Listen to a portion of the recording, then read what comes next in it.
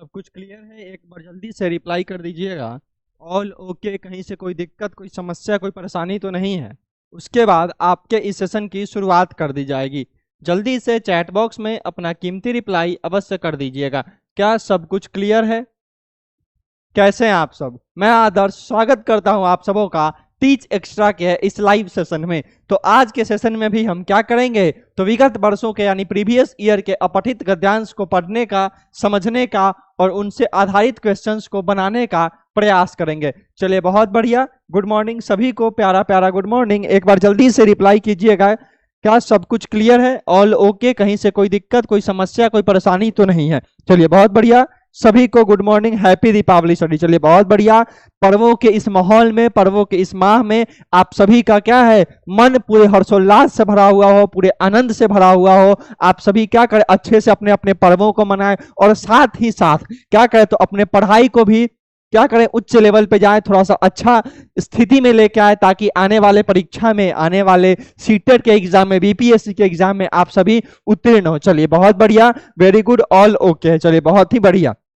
आप सभी को भी एडवांस में हैप्पी दीपावली की बहुत बहुत शुभकामनाएं। उम्मीद करता हूं कि इस हर वर्ष की भांति इस बार भी आपके भविष्य में क्या हो, रोशनी ही रोशनी हो। वह एक दीपक जो होता है, वह एक दीप आपके जीवन में सकारात्मकता का प्रतीक होता है, और वह क्या हो, आपके जीवन में हर एक पॉजिटिव एनर्जी यानी कि हर एक सकारात्मक ऊर्जा को लेकर आए, ताकि आप सभी का मन, आप सभी का जीवन एक सकारात्मक ऊर्जा से परिपूर्ण हो और आप सभी अपने अपने कार्यों को सही तरीके से करें। ठीक है, चलिए बहुत बढ़िया। Good morning. चलिए आपको भी प्यारा प्यारा गुड मॉर्निंग। शुरुआत करेंगे आज के अपने इस बेहतरीन से सेशन का। तो जैसा कि हमारा परंपरा, प्रतिष्ठा और अनुशासन है, सर्वप्रथम ईश्वर को याद कीजिए। क्योंकि अब तो क्या है, आपका छठ पूजा स्टार्ट होने वाला है, फिर आपका एग्जाम होगा। तो अभी कहीं ना कहीं हर एक इंसान के मन में यह डर होगा कि तैयारी नहीं है। तो उसके लिए हम लोग लास्ट उपाय तो हमारे ईश्वर ही होते हैं। तो एक बार ईश्वर को याद कीजिए। हे ईश्वर, आप जहां भी हो,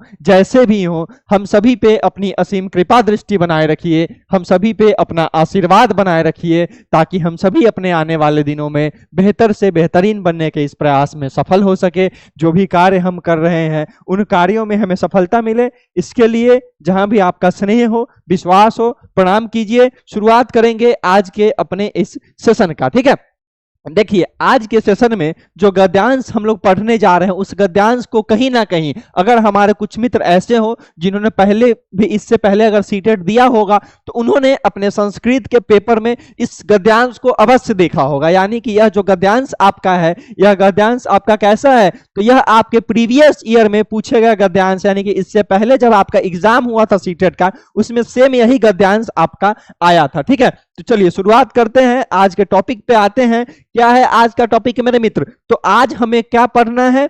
आज जो हमें पढ़ना है वह एक गद्यांश है। तो पहले हम लोग उसके कुछ अर्थों को जान लेते हैं, ताकि हम गद्यांश को समझ पाए, सीख पाए। ठीक है, चलिए क्या है, तो संस्कृत के कुछ शब्द दिए हुए हैं। ठीक है, संस्कृत के कुछ ऐसे हैं जो शब्द दिए हुए हैं, उन शब्दों को पढ़ते हुए चलते हैं, ताकि जो हमारा पैसेज हो, जो हमारा गद्यांश हो, उसको हम लोग आसानी से समझ पाए। ठीक है, चलिए तो पहला आपका क्या है, विष ज्वाला भी। देखिए अब इसमें क्या क्या है, तो एक है आपका विष, दूसरा आपका ज्वाला। यानी कि ज्वाला का मतलब क्या होता है, जो हमारा मतलब ऊंचा ऊंचा तरंग उठता है, उसको हम लोग ज्वाला कह सकते हैं। तो अर्थात विष ज्वाला भी का मतलब क्या हुआ, विष की ज्वालाएं। यानी कि बहुत ज्यादा जब विष बढ़ जाता है, तो हमारा वह क्या कहलाता है, वह हमारा विष ज्वाला कहलाता है। चलिए बहुत बढ़िया। अब क्या है, अब है आपका विषांत, विष जोड़ आंतक। तो इसका क्या मतलब है, इसका मतलब है विष से भरा यानी प्रदूषित। विषांत का मतलब हुआ प्रदूषित, या फिर आपका क्या होगा, विष से भरा। चलिए कैसे हो आप? बहुत ही अच्छे हैं, आप लोगों का दुआ है, स्नेह है, आशीर्वाद है। उम्मीद करते हैं आप लोग भी अच्छे होइएगा, मस्त होइएगा, तंदुरुस्त होइएगा, और अभी अपने पर्व को मनाने में व्यस्त होइएगा। क्या, चलिए आते हैं तीसरे पे। अब क्या है, तो अब है आपका मूर्छिता। नहीं बोलते हम लोग कि बा मतलब इतना कड़ा धूप था कि मतलब फलाने व्यक्ति जो वह मूर्छित हो गए। अर्थात कहने का अभिप्राय क्या है कि जो है हम बेहोश हो गए। तो मूर्छित का हिंदी होता है आपका बेहोश होना। ठीक है, चलिए अब आगे बढ़ते हैं। आकुलाह, आकुलाह का मतलब होता है व्याकुल या असहाय स्थिति में। अब क्या कह रहा है आपका, व्याकुल, व्याकुल का मतलब हुआ अत्यंत चिंतित, यानी जब हम लोग बहुत चिंतित हो जाते हैं तो हमारा क्या होता है, अत्यंत चिंतित हम लोग कहते हैं उसको। अब आपका है कालिया नागस्य। चलिए, तो आपको इस नाम से एक कहानी अवश्य याद आता होगा।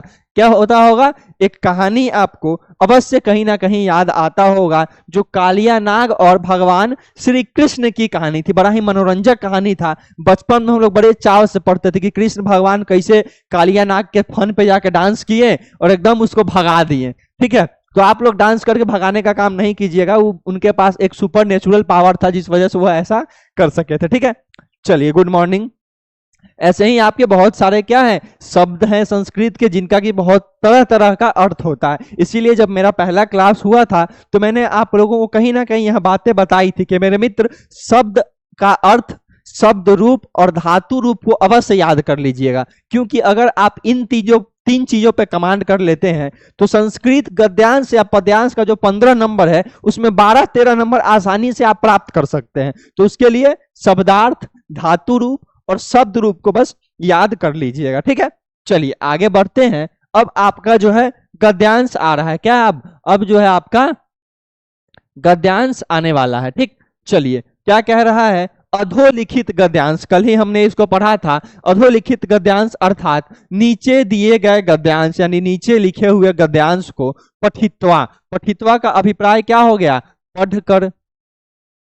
इसका मतलब हो गया पढ़कर, मतलब इस गद्यांश को पढ़कर उस पे आधारित, तदाधारित यानी तद जोड़ आधारित, उस पे आधारित प्रश्नों को विकल्पात्मक उत्तरे भी है, यानी विकल्प में दिए गए ऑप्शंस में से उत्तर को चुनते हुए उचित आंसर को चिंतन करके लिखना है। ठीक है, यह आपके इस गद्यांश से पहले एक आपको हेडिंग दिया रहता है। सेम ऐसा ही हेडिंग आपको आपके पेपर में भी देखने को मिल जाएगा। ठीक है, चलिए अब आते हैं अपने गद्यांश पे। तो क्या कह रहा है, एकदा षड्वर्षीय।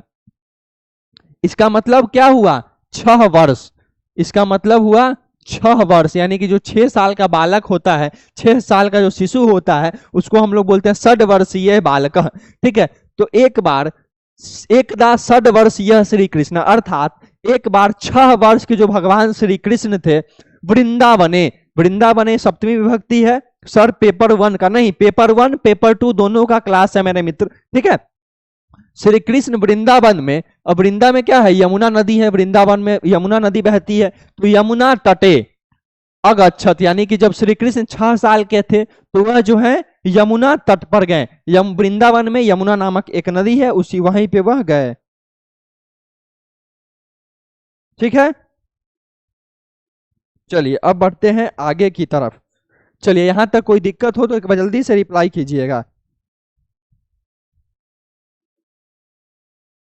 अब क्या है, गोपाह अपि तेन सह अगच्छन। अब श्री कृष्ण जहां जाते थे वहां तो गोपियां जो गोपालाए थे, जो कि ग्वालाए थे, वह सब जाते थे। श्री कृष्ण जी का तो एक बड़ा ही मनमोहक सा अंदाज था। उनपे क्या थी, जहां जाते थे उनपे गोपियां उनके पीछे पीछे चलने लगती थी, तो उनका वह मनमोहक सा प्यारा सा अंदाज था। लेकिन उनके साथ बस गोपियां ही नहीं, ग्वालाए भी जाते थे, क्योंकि श्री कृष्ण क्या थे, श्री कृष्ण भी स्वयं एक ग्वाले ही थे। ठीक, चलिए, गोपाह पिपास्या आकुला भूत्वा यमुना जलम अपीबन, यानी अब क्या कह रहा है आपका कि जो मतलब जो ग्वाले थे वह क्या किया, पिपासिया यानी कि प्यास से, जब वह बहुत प्यासे हो गए, प्यास से व्याकुल जब हो गए तो क्या हुआ, उन्होंने यमुना जल को पी लिया। सही बात है, जब हम लोग भी प्यासे होते हैं तो आसपास में पानी को खोजते हैं, नदी को खोजते हैं।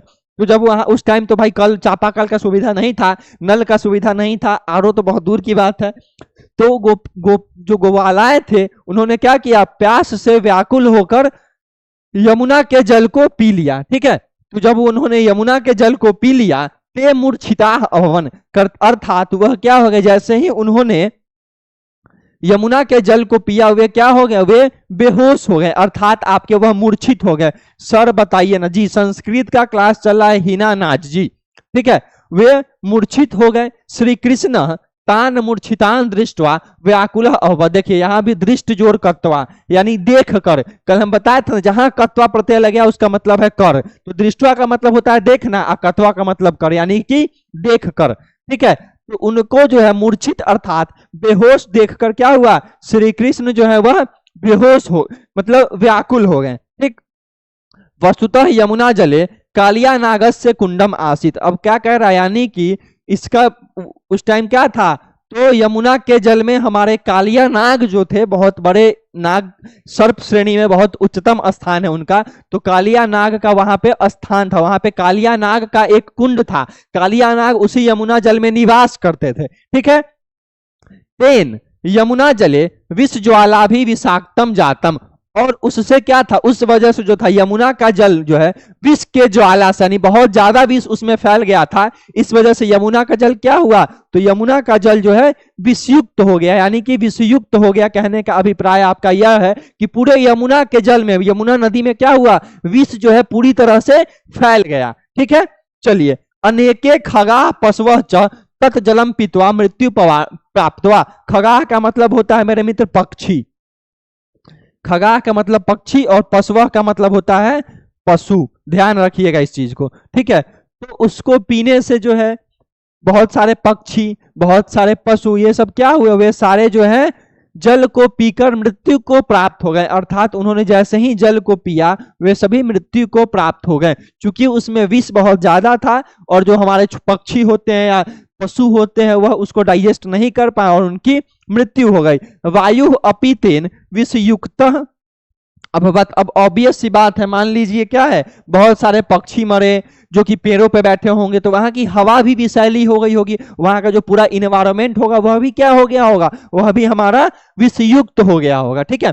वृक्षातेन वायु नाम शुष्का जाता। अब मान लीजिए जब हवा में ही विष फैल जाएगा तो क्या होगा, हमारा जो है वहां के जो पेड़ पौधे होंगे वह भी तो भाई हवा से ही अपना काम चलाते हैं, अपना सांस लेते हैं, कार्बन डाइऑक्साइड लेते हैं, ऑक्सीजन छोड़ते हैं, तो वह भी क्या हो गया, वह भी पूरी तरह से सूख गया। अर्थात जो हमारा इस ओवरऑल गद्यांश का सारांश पहले हम लोग समझ लेते हैं। कहने का अभिप्राय यह है कि जब श्री कृष्ण 6 साल के थे, वह यमुना नदी के तट पर गए, वृंदावन में एक यमुना नदी थी उसके तट पर गए, वहां क्या हुआ, तो वहां पे उनके जो ग्वालाएं उनके साथ गए थे उनको प्यास लगा और वह यमुना के जल को पी लिए। जैसे ही उन्होंने यमुना के जल को पिया वे बेहोश हो गए, और उनको बेहोश देकर श्री कृष्ण जो है बहुत ज्यादा व्याकुल हो गए, चिंतित हो गए। उसी जल को पीकर बहुत सारे पक्षी, बहुत सारे पशु भी मर गए थे, और उसी से जो है हमारे उधर का यमुना के अगल बगल का वायु जो है वह क्या था, प्रदूषित हो चुका था, और वहां के पेड़ पौधे भी सूख गए थे। ठीक है। चलिए बताइएगा सेशन कैसा लग रहा है आप सभी को, एक बार जल्दी से रिप्लाई अवश्य कर दीजिएगा। ठीक है। चलिए आगे बढ़ते हैं नेक्स्ट पैसेज पे हम लोग। अब हम लोग कहां बढ़ते हैं, तो अब हम लोग बढ़ते हैं अपने नेक्स्ट पैसेज की तरफ। यदा श्री कृष्ण एतत् सर्वम, यानी क्या कह रहा है, जब श्री कृष्ण ने यह सब देखा। यदा का मतलब होता है जब, कल के क्लास में हमने इसको पढ़ने का काम किया था। ठीक है। यदा श्री कृष्ण एतत्, इन सभी चीज, सर्वम का मतलब है सारे चीजों को, जब श्री कृष्ण ने इन सारे चीजों को देखा, सह एकम वृक्षम आरोहयत, तब वह क्या हुए, एक वृक्ष पे चढ़ गए। आरोह्य का मतलब होता है चढ़ना, क्या होता है, आरोह्य का मतलब होता है चढ़ना, तो वह एक वृक्ष पर चढ़ गए। तस्मात् वृक्षात् सह विषयुक्त जले अकुर्दत, तस्मात् वृक्षात् का मतलब वह फिर वह उस पेड़ से, यानी तस्मात् का मतलब होता है पंचमी विभक्त, उस पेड़ से वह क्या हुए, विष युक्त जल में कूद गए, इसका मतलब होता है कूदना। ठीक है। क्या हो गए, तो वह उस विष युक्त जल में कूद गए। कालिया नागस से एकाधी संत फनाह आसन, अब क्या कह रहा है, जैसे ही वह कूदे, कालिया सांप की 100 से अधिक पूछे थी। एकाधी संत मतलब एक अधिक सतंग, सतंग का मतलब होता है 100, तो कालिया नाग के 100 से ज्यादा फने थी। सहतान प्रार्स्य श्री कृष्णम प्रहर्तुम एक छत, अब क्या कह रहा है, तो उन्होंने उन्हें फैलाया और कृष्ण को मारना चाहा। प्रहर्तुम का मतलब क्या होता है, प्रहार करना, प्रहर्तुम का मतलब होता है आपका प्रहार करना। ठीक है। तो वह जो है उन फनों से क्या करता है, उन फनों से जो है फनों को फैलाकर श्री कृष्ण पे प्रहार करना चाहता है। श्री कृष्ण तस्य फनान आरोह्य अनृत्यत, क्या कह रहा, तो श्री कृष्ण उस फन पर चढ़कर नाचने लगते हैं, डांस करने लगते हैं। ठीक है। कालिया नागस्य फना शनै शनै छिन्ना भिन्ना भव अभवन, अब क्या कहा, तो कालिया नाग का जो फन था, शनै शनै का मतलब होता है आपका, शनै शनै का मतलब होता है मेरे मित्र धीरे धीरे। क्या होता है? शनैः शनैः का मतलब हुआ आपका धीरे धीरे। तो कालिया नाग का जो फन था वह धीरे धीरे क्या होने लगा? छिन्न भिन्न होने लगा। ठीक है, ठीक है। चलिए, स हस्तौ संयोजत अववत। अब क्या कर रहा है? इसका मतलब होता है हस्तौ संयोजत का मतलब हुआ हाथ जोड़कर, हाथ जोड़कर। तब वह हाथों को जोड़कर बोला, भगवन वयम नागा, हे भगवान हम नाग जन्म से ही क्या होते हैं? विषयुक्त होते हैं। यानी कि जो सर्प होते हैं उनमें जन्मजात विष होता है। यह कालिया नाग ने श्री कृष्ण को बोला। अयंग न मम अपराध है, इसमें मेरी कोई गलती नहीं है, इसमें मेरा कोई अपराध नहीं है। भगवान एव सर्व प्राणी नाम प्रभु, और भगवान का मतलब होता है आप ही जो है पूरे विश्व के, पूरे जगत के क्या है? प्रभु हैं, पूरे जगत के निर्माता हैं, पूरे जगत के पालन करता है। अनुग्रहम करोति निग्रहम वा, क्या कह रहा है कि मैं आपसे अनुग्रह करता हूं, यानी मैं आपसे। सर हम लोगों ने मूवी का बात छोड़िए ना जी, मूवी में कहां से उतना फन बना देगा, आप ही बताइए। चलिए, तो क्या कह रहा है? अनुग्रह करता हूं कि मुझ पे आप दया दिखाएं, मुझे यहां से जाने दे। ठीक है। एवं निग्रहात परम अनुग्रहम कुर्वन, क्या कर रहा है? इतने सब रिक्वेस्ट को सुन, मतलब मुझ पे आप दया कीजिए, मुझ पे आप दृष्टि दिखाइए, मुझे आप क्षमा कीजिए। तो श्री कृष्ण क्या बोलते हैं? रे दुष्ट, यानी कि हे दुष्ट, किंग न जानासी त्वम, क्या तुम यह नहीं जानते हो? त्वम एत एव कारणात सर्वजलम विषयुक्तम भवति, क्या तुम नहीं जानते हो कि तुम्हारे वजह से ही जो है सारा जल क्या हो गया है? विष युक्त हो गया है। ठीक। इतर कुत्रापि अन्यत्र गच्छति इति, क्या कर रहा है? इसलिए तुम कहीं और चले जाओ, यहां से कहीं और चले जाओ, कहीं और प्रस्थान कर जाओ। ठीक है। सर्प ततः पलायितः, उसके बाद यह सुनकर क्या होता है? वह बोलता है ठीक है भगवान, मैं यहां से चला जाता हूं। सर्प ततः पलायितः, वहां से सर्प जो है पलायन कर जाता है, यानी कि भाग जाता है। एवं च यमुना विषरहिता जाता, और इसी प्रकार क्या होता है? तो यमुना जो है वह विषरहित हो जाता है। कितना प्यारा सा कहानी था, बताइए। मस्त, बचपन में भी हम लोग इस कहानी को पढ़ने का काम करते थे कि नहीं करते थे? कि भाई भगवान जो थे घूमने गए, वहां उन्होंने कालिया नाग के फन पे डांस किया, डांस कर करके जब कालिया नाग को थका दिए वह, तो वह उनसे हाथ जोड़ के विनती करता है कि भाई अब हमको तुम जाने दो, हम अब यहाँ कभी नहीं आएंगे। और वह कहकर वह वहां से पलायन कर जाता है। यही ना कहानी का ओवरऑल सारांश था। ठीक है। चलिए अब बढ़ते हैं आगे। अब थोड़ा बहुत हम लोग क्या करते हैं? क्वेश्चन को भी बनाने का काम करते हैं। ठीक। चलिए, प्रश्न संख्या 1, यमुना जलम के अपीवन, क्या कह रहा है? यमुना जल को किसने पिया? चलिए, प्रश्न संख्या 1 आपके स्क्रीन पे है, यमुना जलम केन अपीवन, यमुना जल को किन्होंने पिया? पहला है आपका पक्षिना, दूसरा है आपका गावा, तीसरा है आपका श्री कृष्ण वत्सा, चौथा है आपका गोपा। क्या होगा सही उत्तर? चलिए, आपके बगल में क्या है? तो आपके बगल में गद्यांश दिया हुआ है, इसमें से आप आराम से देख के पढ़ सकते हैं, समझ सकते हैं। चलिए, यमुना जल के अपीवन, प्रश्न संख्या 1 आपके स्क्रीन पे है। सोचे समझें और बनाने का प्रयास करें।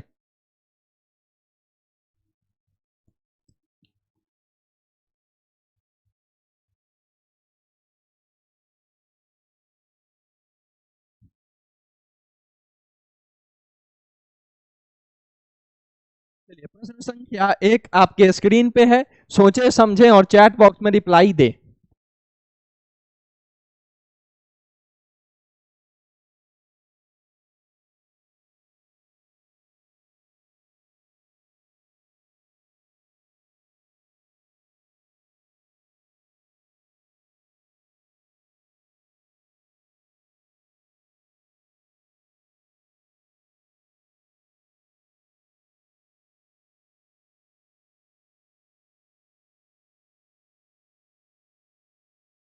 चलिए, प्रश्न संख्या 1 आपके स्क्रीन पे है, क्या कह रहा है? यमुना जलम के अपीवन। तो क्या होगा? बड़ा ही आसान सा प्रश्न था। यमुना जल को जो ग्वालाए थे उन्होंने ही पिया था, तो क्या होगा? आपका ऑप्शन नंबर 4 हो जाएगा। यानी कि आंसर क्या होगा इसका? ऑप्शन नंबर जो है डी जो है आपका, वह आपका सही उत्तर होगा। ठीक है, चलिए जूली कुमारी कह रही थी ऑप्शन नंबर सी होगा। खुशबू राय का आंसर बिल्कुल सही है। आगे बढ़ते हैं प्रश्न संख्या 2 की तरफ। यमुना जलम केन कारणेन विषाक्तम अभवत, यानी क्या कह रहा है, यमुना का जल किस कारण से जो है वह विषयुक्त हो गया था, विष उसमें फैल गया था। तो क्या कह रहा है, तत्र वायुमंडलम विशुद्धम नासित, यानी कि वहां का वायुमंडल विशुद्ध नहीं था। दूसरा कह रहा है यमुना जले कालिया नागस्य विषकुंडम आसित, वहां वायुमंडल का जल विशुद्ध था, यमुना के जल में कालिया नाग का विषकुंड था। तत् पर्वत कंदरात विषाक्तम जलम प्रवहितम अस्मि, यानी कि वहां पर्वतों से जो है विषयुक्त जल बह रहा था। मथुरा नगर से दूषितम देवेभ्य दूषितम जलम यमुना प्रवाहत, यानी मथुरा के नगर से दूषित नदी से ही दूषित जल बढ़ रहा था।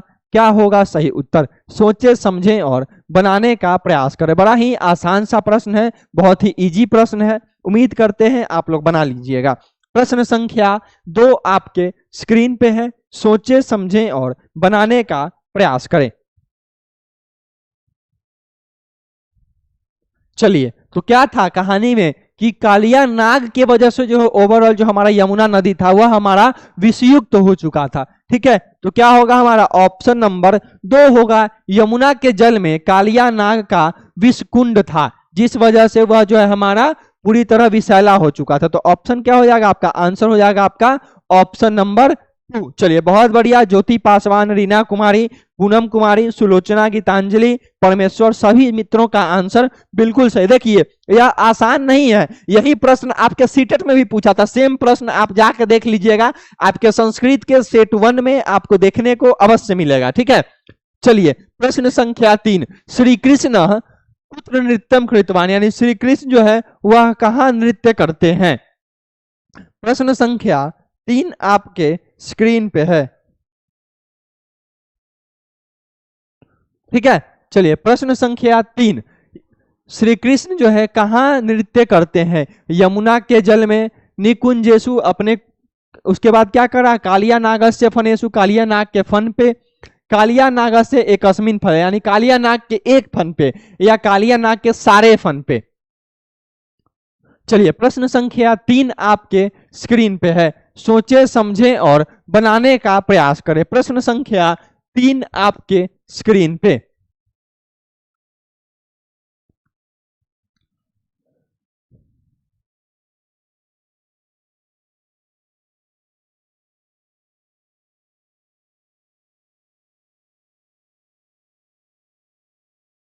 चलिए प्रश्न संख्या 3। तो जो श्री कृष्ण थे उन्होंने क्या किया, श्री कृष्ण ने कालिया नाग के सारे फनों को छिन्न भिन्न कर दिया था नृत्य करके। तो क्या होगा हमारा, एकदम आसान था, ऑप्शन नंबर 3 होगा। ठीक है, चलिए आगे बढ़ते हैं। प्रश्न संख्या 4। भवान एव सर्व प्राणी नाम प्रभु कस्य इदम कथनम।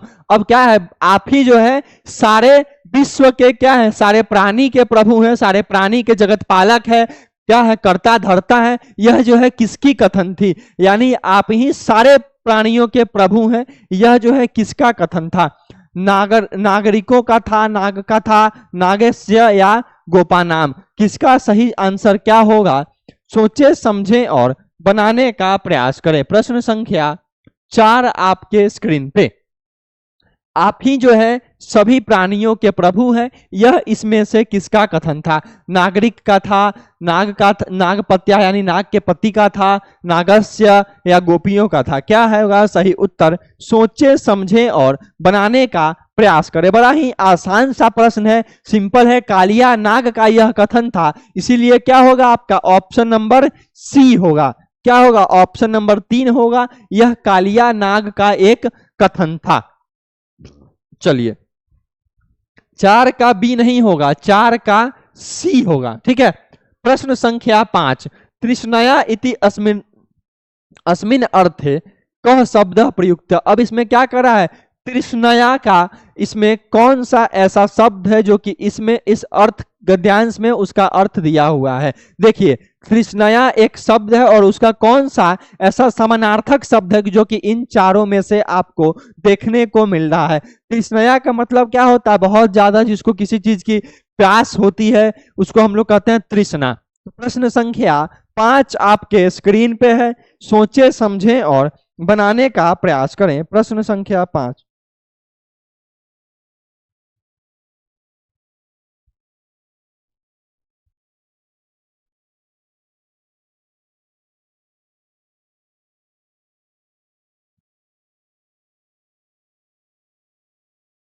चलिए प्रश्न संख्या 5। तृष्णया इति अस्मिन् अर्थे गद्यांशे कः शब्दः प्रयुक्तः। तो क्या होगा, बहुत ही आसान है। तृष्णा का अर्थ होता है प्यासा और पिपास्या का अर्थ भी होता है प्यासा। तो क्या होगा, हमारा ऑप्शन नंबर 4 होगा, ऑप्शन नंबर डी होगा। ठीक है, चलिए पूनम जी आपका आंसर बिल्कुल सही है, खुशबू राय बिल्कुल सही है।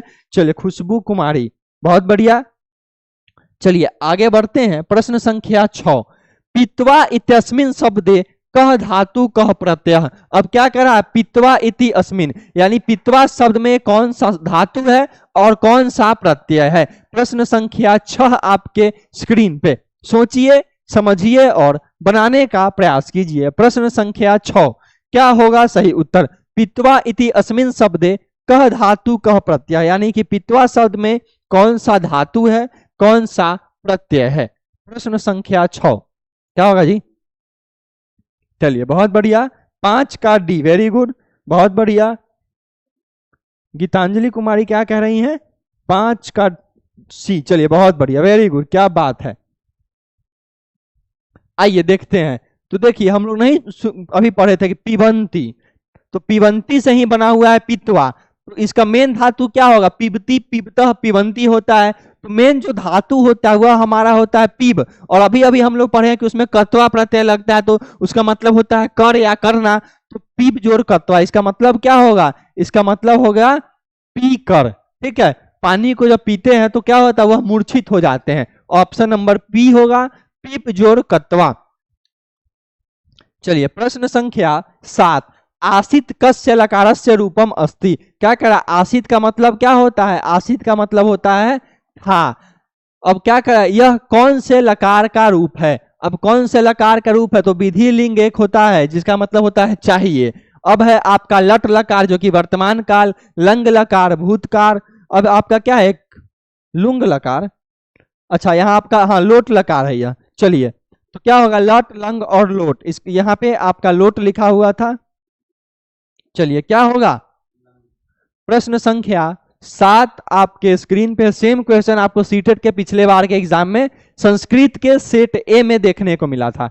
जो 8-10 क्वेश्चन आपको यहाँ पे देखने को मिलेगा, अभी सारा जो है पिछले बार का संस्कृत का जो एग्जाम हुआ था उसका सेट ए में सेम गद्यांश था। बिल्कुल सही, चलिए बहुत बढ़िया। क्या होगा, प्रश्न संख्या 7 आपके स्क्रीन पे है। देखिए बड़ा ही आसान था। हम लोग नहीं कहते हैं आसित का मतलब होता है था, यानी पास्ट टेंस भूतकाल। ठीक है, अब विधि लिंग का मतलब तो होता है भाई चाहिए, या हमें कुछ खाना चाहिए तो एत्यता में यूं लगता है। लट का मतलब होता है वर्तमान काल। लंग का मतलब क्या होता है, लंग का मतलब होता है भूतकाल। तो आपका क्या हो जाएगा, ऑप्शन नंबर सी हो जाएगा। क्या होगा, ऑप्शन नंबर सी होगा, लंग लकार अर्थात भूतकाल। ठीक है, चलिए प्रश्न संख्या 8 आपके स्क्रीन पे है। गच्छ कस्य लकारस्य पुरुषस्य वचनस्य च रूपम अस्ति। गच्छ में कौन सा लकार है, पुरुष और वचन है। चलिए प्रश्न संख्या 8 आपके स्क्रीन पे है। सोचे समझें और बनाने का प्रयास करें।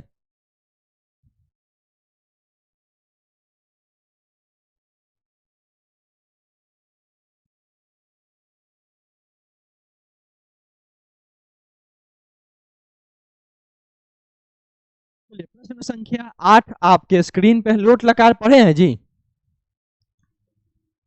लोट लकार में क्या होता है,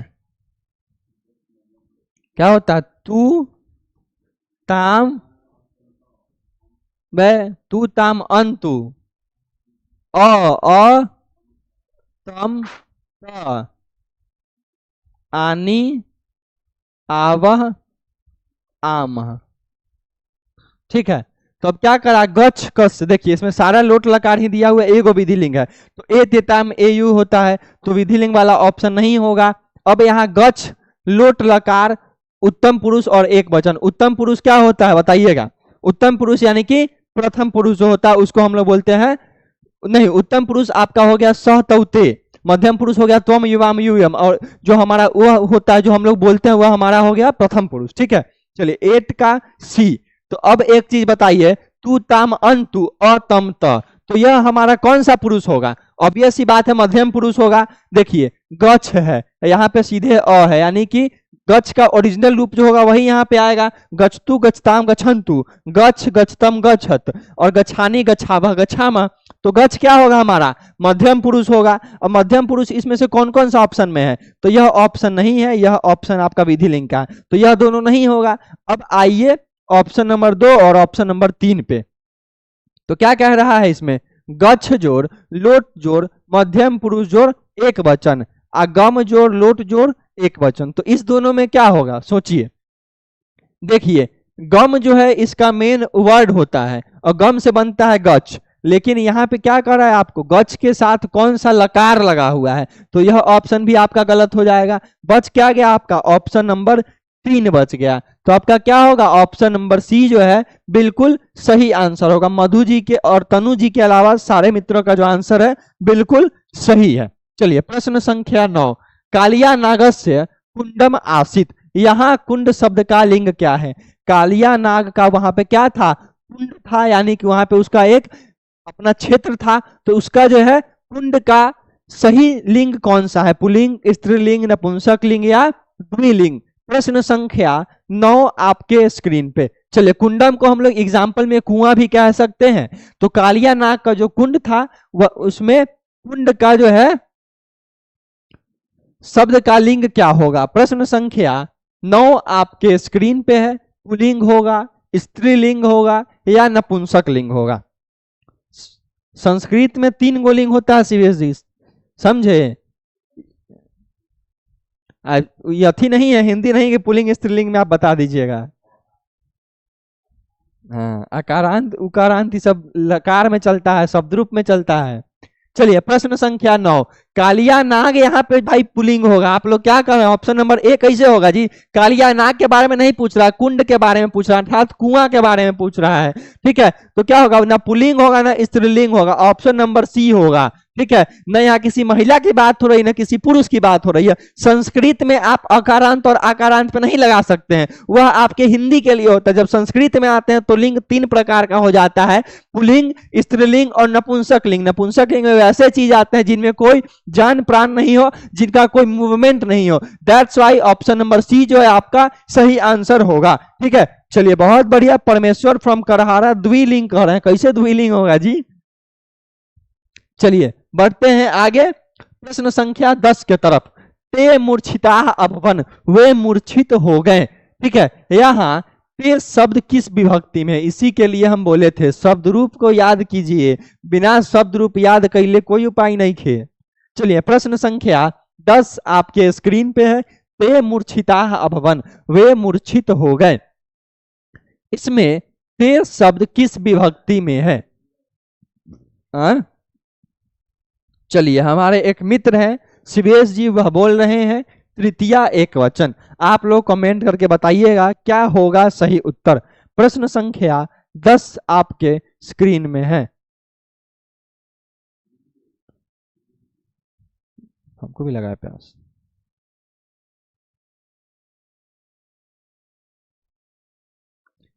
चलिए तो आप लोग शब्द रूप याद किए हैं? एक सह शब्द रूप आता है, सह तौते, तम तौ तान, तेन ताभ्याम तई, तस्मै ताभ्याम तेभ्य, तस्मात् ताभ्याम तेभ्य। अब देखिए यहाँ ते पूछ रहा है तो क्या है? सह तौ ते, तो पहला वचन है यानी कि हमारा प्रथमा विभक्ति होगा और हमारा बहुवचन होगा। ऑप्शन नंबर ए होगा। सह तौ ते नहीं पढ़े हैं जी? सह तौ ते, तम तौ तान, तेन ताभ्याम तई, तस्मै ताभ्याम तेभ्य, तस्मात् ताभ्याम तेभ्य, तस्य तयो तेषाम, तस्मिन् तयो तेषु। तो सह तौ ते यानी कि प्रथमा विभक्ति में आया और प्रथमा विभक्ति का तीसरा वचन है, अर्थात एक वचन, द्विवचन और बहुवचन है। तो option number A will be the correct answer. चलिए 10 को क्वेश्चन हो गया, अब बस कर देते हैं यहाँ पे, कहा कि बहुत हो गया। समझ रहे हैं? आप लोग का दिमाग हैंग करने लगा होगा थोड़ा बहुत। ठीक है, चलिए तो सेशन को यहीं पे समाप्त करेंगे। कोई भी दिक्कत कोई भी परेशानी हो तो नंबर आपको दिया गया है, इस नंबर पे आप कमेंट कॉल कीजिएगा, मैसेज कीजिएगा, आपके सारे परेशानी का हल होता है। लेकिन कॉल कीजिएगा 9 से 11 बजे तक ही कीजिएगा, काहे कि इसके बाद आपका लाइव क्लास स्टार्ट हो जाता है, तो कॉल हम लोग रिसीव नहीं कर पाते। मन हो तो इंस्टाग्राम पे आप हमसे कनेक्ट हो सकते हैं, यह हमारा इंस्टाग्राम हैंडल है। अगर आप इस वीडियो को टीच एक्स्ट्रा चैनल पे देख रहे हैं तो एप्लीकेशन को डाउनलोड कर लीजिएगा, मन हो तो फॉलो कीजिए, वरना कोई बात नहीं, हमारा काम है, आएंगे पढ़ाएंगे फिर अगले क्लास में आएंगे। चलिए आप सभी को भी एक बार फिर से हैप्पी दिवाली। उम्मीद करते हैं इस बार की दिवाली में जो दीपक होता है वह आपके ऊर्जा का प्रतीक है, सकारात्मक ऊर्जा का प्रतीक है, तो आप सभी के जीवन में सकारात्मकता आए, पॉजिटिव एनर्जी आए। इसी के साथ सेशन को करेंगे समाप्त, मिलेंगे अगले क्लास में, तब तक के लिए tata bye bye, good night, शुभ रात्रि। चलिए कोई दिक्कत कोई परेशानी हो तो 1 मिनट का समय आपके पास बचा हुआ है, आप हमसे पूछ सकते हैं कमेंट बॉक्स में। कोई दिक्कत कोई परेशानी हो पूछ लीजिएगा, 1 मिनट का टाइम आपके पास अभी बचा हुआ है।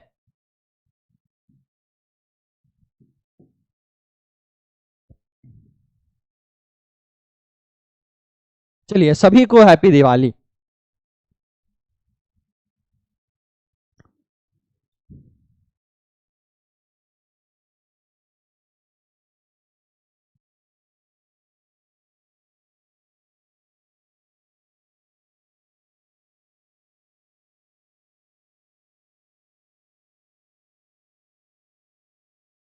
हाँ कल छुट्टी है।